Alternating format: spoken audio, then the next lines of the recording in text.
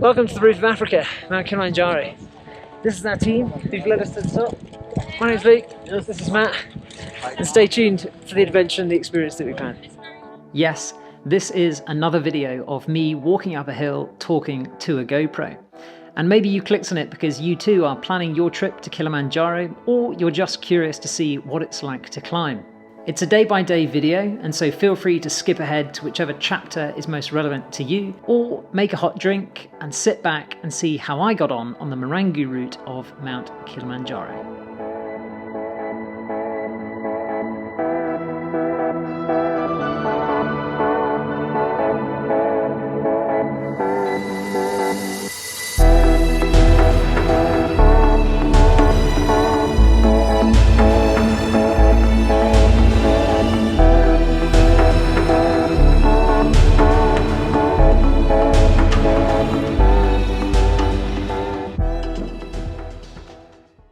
Permits are all signed. We are good to go. We've entered Kilimanjaro National Park. It is 1,800 meters up, and we're walking to the Mandara hut, which is an 8k walk, about 900 meters up.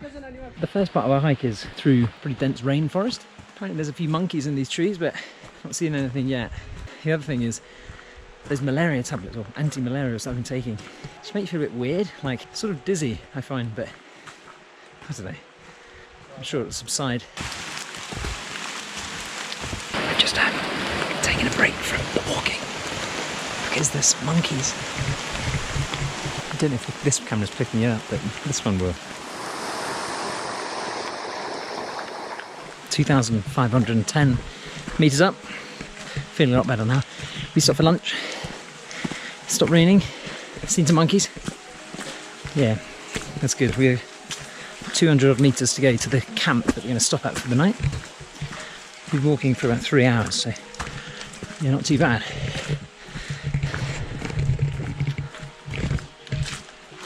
So it's the end of day one. We are at the Mandara hut, 2,720 meters up. Took us 4 hours to get here through a pretty atmospheric, rainy rainforest that we walked through for most of the morning, and we've just popped up above the cloud line. Matt, what was your highlight of the day? Highlight today, well, I guess it's pretty tropical. Rainforest that we've walked through. It's pretty warm, and also we saw some monkeys, which is pretty cool. Pretty cool. Plenty of blue monkeys. Yeah. So there's probably like 10 of them. Yeah, and it all was jumping around. We walked off the track actually into kind of a thicket, but they were all around us, weren't they? And they were jumping. It was really cool. Yeah. Cool. We're gonna have tea now, and then I think just chill here.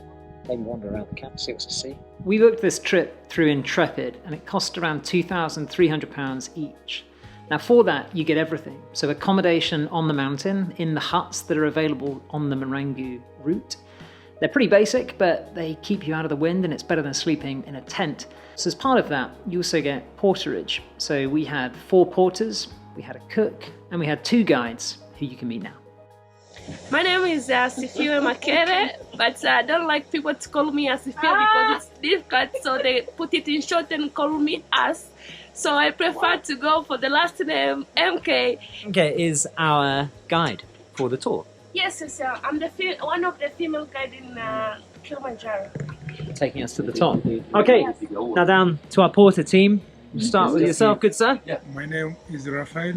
My name is William. Hey, Jambo Rafiki. My name is Richard. Richard. Thank you, buddy. Jambo. My name is Emmanuel. Emmanuel. Thanks. My name is Yasha. I'm a chef. I'm the first woman chef in mountain. Wow. Yes. Amazing. Yeah. And what are we cooking here this evening? I'm cooking potato fried. Nice. And finally, Vendelin. Oh, mine is Vendelin. I'm here as a leader of the group with our supporting team, who is the chefs, the porters, my supporting guides, and we are here to support you all so that you will all meet what you came for in our country. Thank you. You are mostly welcome. Thank you. So, from me and Matt, thank you so much for everything you're doing. You're welcome. You're welcome. Let's make sure we get to the top. Yes, we are the dream team. PMA to the top. PMA. To the top. Positive mental attitude. Yes. Wicked. Mission must be successful. Of course it No will be. retreat, no surrender. Love it. I want to see you on the top. You have the Africa. We are looking forward to killing the killing before the killing killers. Excellent. Right, we're going to enjoy this dinner. Thank you.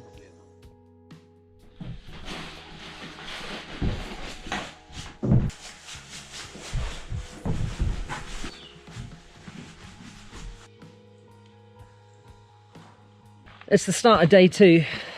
Hemke's carrying oxygen. I'm not sure if I should be worried. There is no need to be worried. We're just turning a corner and we should catch our first glimpse of Uhuru Peak, which is the summit. Wow, that looks awesome. That looks so cool.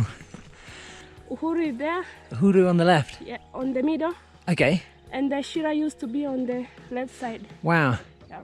So can we actually see the summit here, or is the summit beyond that peak that we can just see? Yes, the summit is beyond that peak. And Okay. then on the way to the summit, we're going to walk on that rim.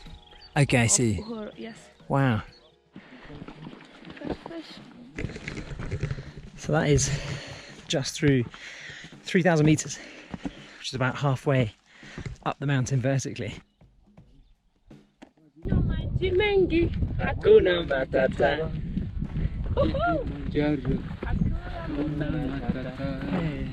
The sun is properly hot now. We're getting bits of cloud to cover us over, which is nice. We just passed through 3,500. Still feel alright, to be honest. And it's getting a bit steeper, which is good because we're gaining altitude faster. We're going to stop for lunch just up here and then continue on to our camp for the night, which is at 3,720. And then we spend the day there tomorrow and do a few acclimatization hikes before heading up to the base camp at 4,720. And then we start the summit attempt at midnight.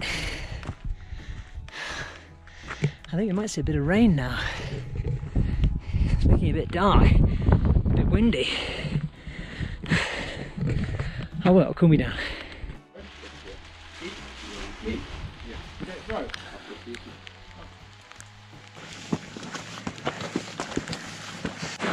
It's raining big time. Nearly up there. Horombo hut. Oh, camp 2. Nice. 20k walked, 3,700 meters. Time for a tea.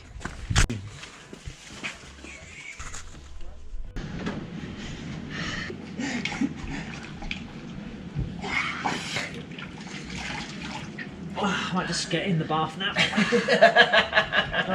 had better baths. Look at it.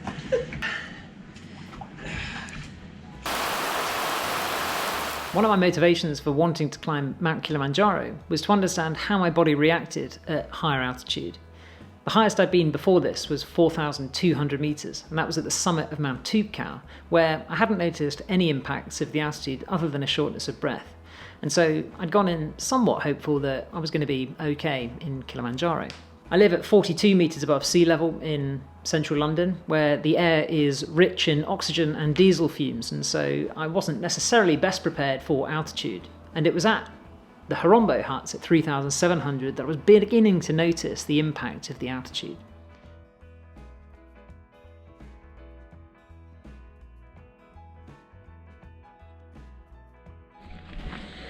It's day 3. I slept so badly.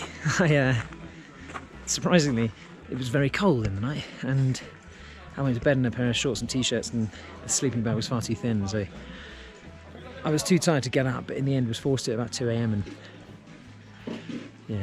Also, sleeping in these cabins with other hikers that are coming down, it's like a massive fart box because everyone's just trumping away, so it's quite a musical place to sleep.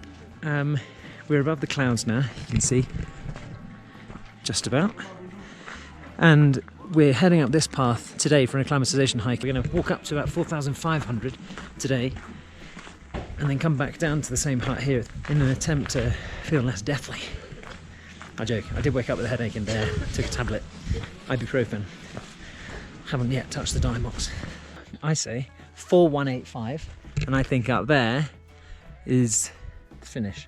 Ready? So 4,200 meters. Maybe this was a mistake. Oh.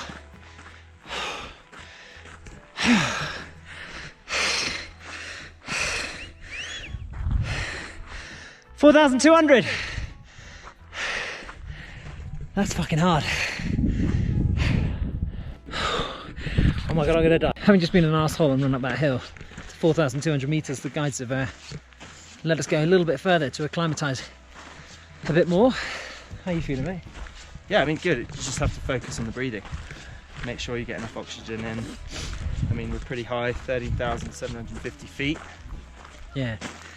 In fact, so last night we slept at 3,700 meters and got one of those watches that tracks stuff. And my breathing rate when I'm sleeping is normally 14 breaths per minute. Last night it was 19, so I'm breathing faster because there's less air, or less oxygen. Actually no, there is less air. The amount of oxygen in the air is the same, it's just there's less air. Less air, yeah. Yeah. Less density. And your brain doesn't work, as we're demonstrating.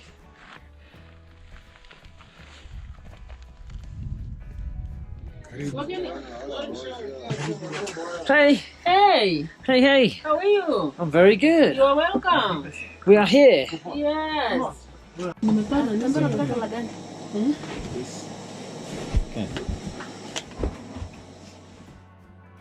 Today could be summit day.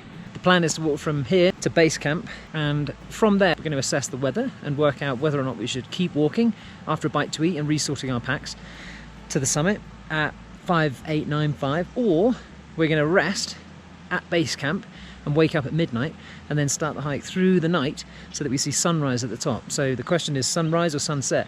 As you can see, it's pretty cloudy at the moment down here, but we've still got more than 2 kilometers to hike vertically. The total length of the hike, if we were to summit today, would be about 21k, so a half marathon. As usual, we're just waiting for Matt to get ready. As usual. Come on, lad. We're all ready. Ultra organised. Here he is. He's just sorting all of his gear out. Everything's got its place. Oh, look at this. Organisation. These hiking shoes are brilliant. Having some tummy trouble.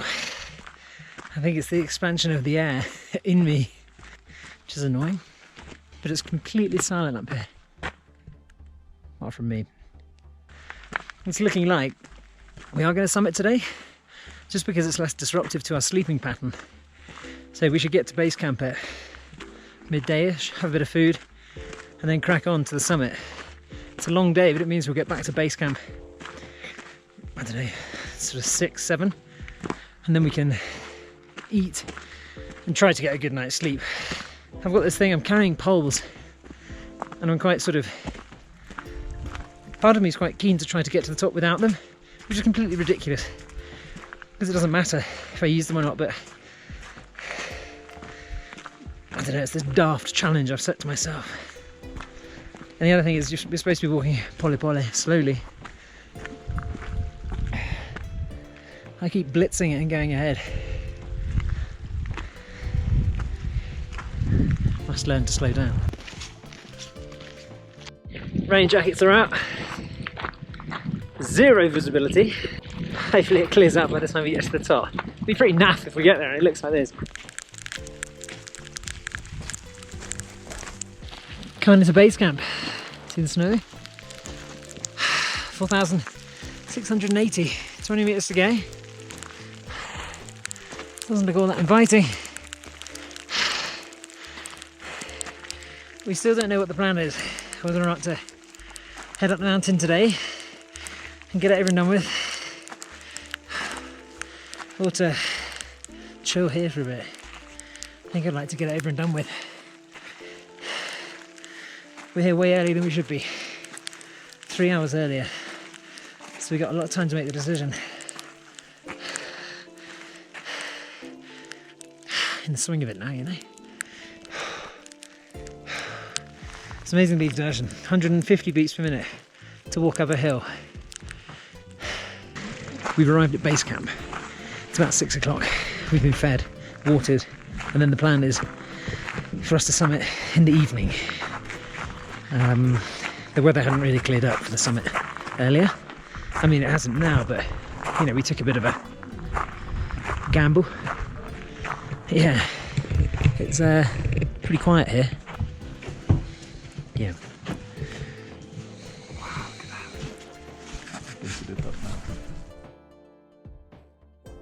We set out at midnight from base camp for the summit, and I didn't capture much footage because it was pitch black, quite cold, but the stars were spectacular.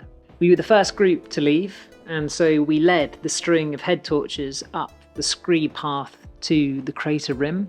The walk had been described to us in 3 stages, from base camp to Gilman's Point, which is at 5,685 meters. There's a point between there and then the true summit, which is called Stellar Point, because it's named after the stars. Stellar is Latin for stars, and obviously the stars at the summit, there's no pollution or many clouds, are often very clear. And then from Stellar Point, you can walk to the summit, which is called Uhuru Peak, which means freedom in Swahili. The pace as we walked up the mountain was very slow, understandably. In terms of elevation gain, it's no different to walking up Ben Nevis, the UK's tallest mountain, which is around about 1,000 meters of elevation gain. The air is around about 60% of what it is at ground level, so as each breath you bring in around about 60% of the oxygen as you would do at sea level. So it means that you have to walk at a steady pace, as you can see in some of these videos that I did get. We are 5,150. How are you doing? Pacing it. Yeah. But when you fall out your rhythm, you get lightheaded instantly. So taking it steady. We reached Gilman's Point in around about 5 hours, and then on to Stellar Point in about 30 minutes, and then on to the summit in around about 45 minutes via a quick toilet stop for me.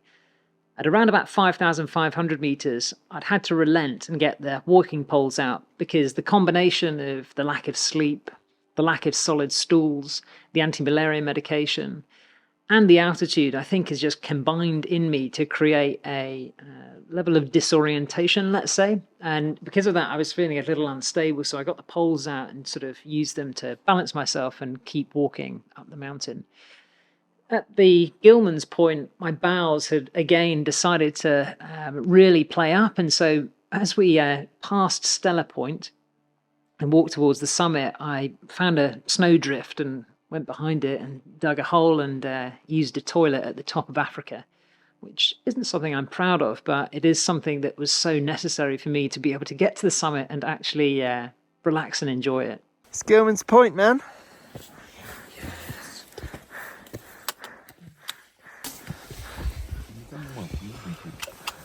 Okay.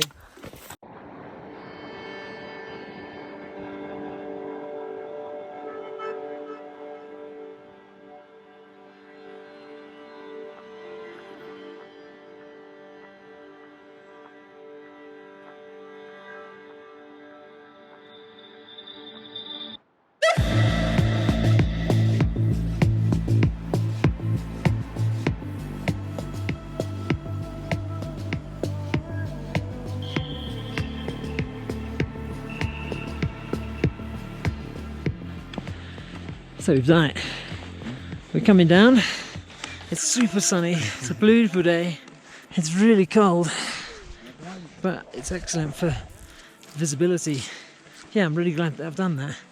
I quite struggled from 5,000 to 5,500, but once I got to Gilman's Point, I was feeling good. Jumbo, jumbo. Jumbo, jumbo. Yeah, Jumbo. everyone's involved. Yeah, so now, so we spent about 30 minutes at the top. It's weird, they have Wi-Fi at the top of Kilimanjaro, but they don't have a toilet.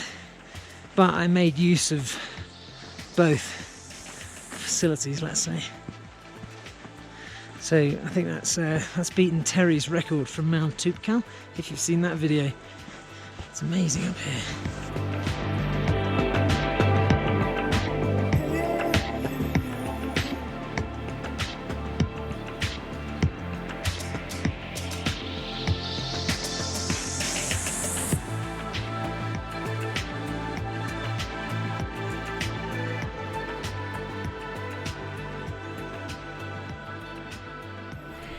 Having started at 12:05, we reached the summit by sunrise, and sunrise about 6:30. But this isn't the end of today, so it's now 10:30. So yeah, it's kind of 6 hours up, 4 hours down. And then the plan now is we're going to rest here for a short period of time. And then we walk back to Horombo, which is at 3720, so another 1,000 metres lower. Which, to be honest, I'm not that unhappy about, because I've got a raging headache, and I think it's probably a good idea. Yeah, no, I'm really pleased that I've done that. Bucket list item ticked.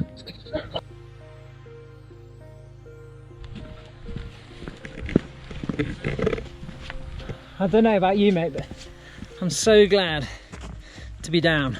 The air's thicker. I think I might sleep tonight. I've got a brain again. Yeah, I know, we can do basic arithmetic. I'm still processing that. Like, was it a struggle? Don't know. Ask me in a week and I think I'll tell you that it was the best experience ever, but now I'm a bit like... The struggle was managing the body. Yeah, I totally agree. The effects of altitude.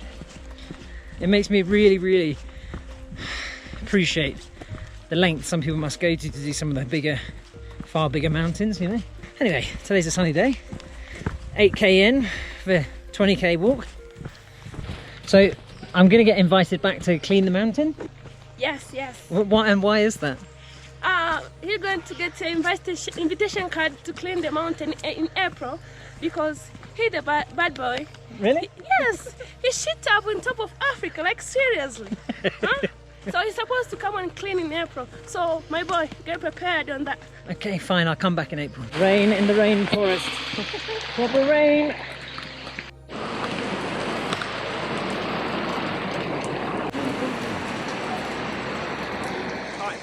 Welcome back to Oxygen, or Chania Lodge, which is where we started the adventure.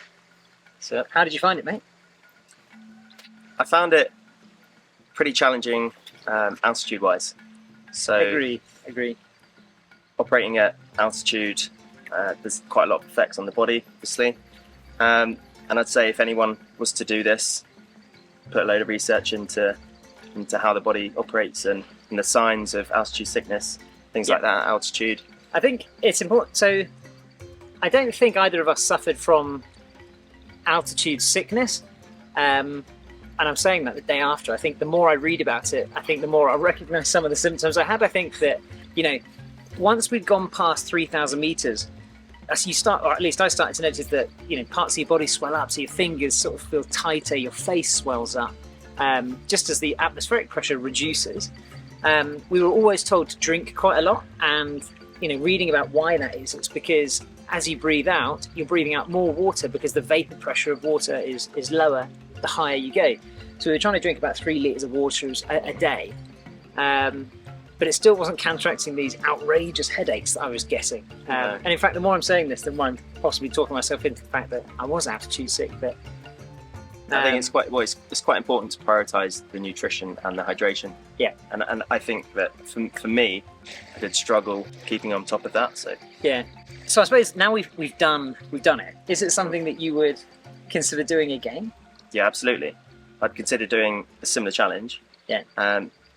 But focusing my training on operating at altitude, maybe using a local altitude chamber or something like that to try and get used to that kind of altitude. I think also because you so rarely find yourself at altitude. I think knowing how you react and what it feels like, and getting used to that feeling of shortness of breath and your heart pounding in your chest and the difficulty just walking from A to B. If you can do that anywhere, and so that when you get to that altitude, you know what it's going to be like. You're probably going to be better prepared. So if you have got the opportunity to give a go in an altitude change, would you say you'd probably be better prepared? That's it. What's the next challenge then? What are we doing next? Accurate? What do you reckon? Yesterday, Lizzie, my girlfriend, said, "All right then, so what's the next one?" And I was like, I cannot go to altitude again because I just felt so grim. But having slept on it, yeah, I'd like to give it again. Yeah?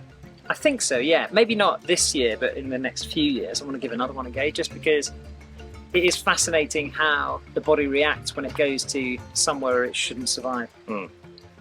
Yeah. And when you're on the summit, it's It is a good amazing, feeling. isn't it? Yeah, exactly. Like, summit day was Yeah. it's pretty amazing. Yeah, that was awesome. That was really, really nice. Glad we got there. Oh, mate, well, that's it. Cheers, mate. Good work. If you enjoyed the video, I don't know when the next one of these will be, but whenever it comes, stay tuned, like, subscribe, and all that shit. Cheers.